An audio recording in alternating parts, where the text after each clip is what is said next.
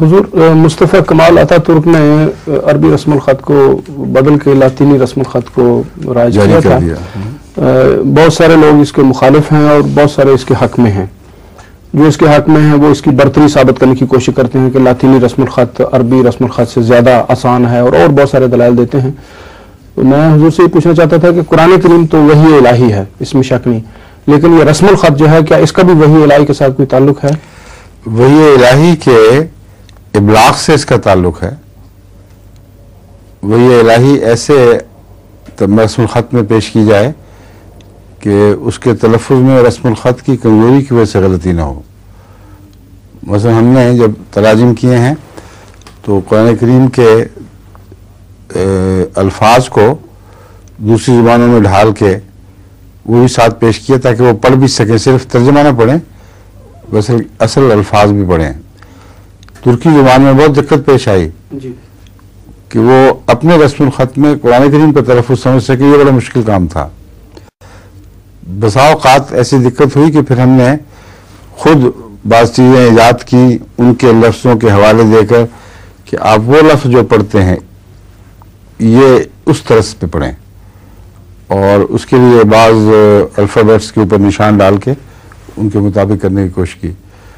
تو اگر تو یہ جو رسم الخط ترکی میں رائج ہے یہ لیٹن ہے جی، اس میں بین ہی وہ تمام الفابیٹس ہیں جو عربی میں ہیں اور وہی تلفظات ہیں، تو پھر تو کوئی نقصان نہیں ہے.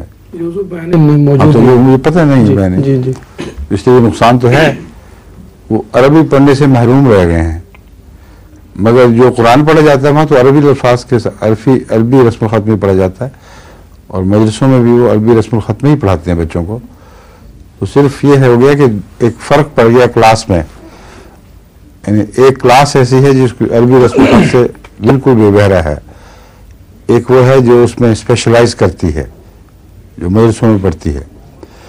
ان کے درمیان خلیج سی بن گئی ہے، خیالات میں بھی فرق پڑ رہا ہے، اور اسی وجہ سے وہاں کی سیاست میں عدم توازن پیدا ہو چکا ہے.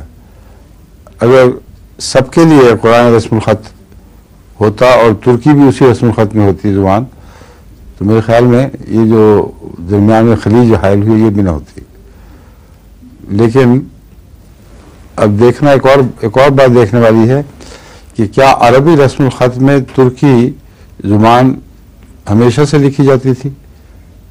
نہیں حضور، شروع میں اوئیگر الفابیٹس تھے.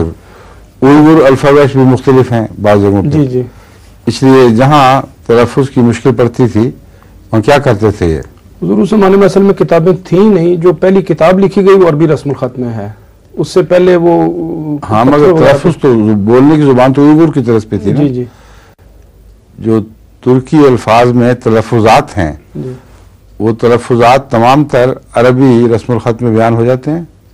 نہیں حضور، سارے نہیں ہوتے. تو کیا کرتے تھے پھر پہلے؟ ایک لفظ کے مختلف آوازیں ہوتی تھیں، وہ پڑھنے والے کو پتہ لگ جاتا تھا، اندازہ کر لیتے تھے. مگر وہ لمبے عرصے کے تجربے سے واقف ہو چکے تھے. جی، ٹھیک ہے.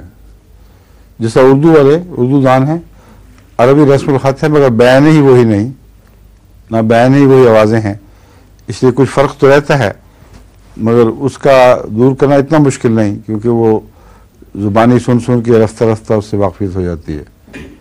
بس ہمارے ہاں عین کا تلفظ نہیں ہے، قاف کا نہیں ہے اردو میں عام، لیکن اب میں نے عام کہا ہے، اس میں عام کہنا چاہیے تھا نا.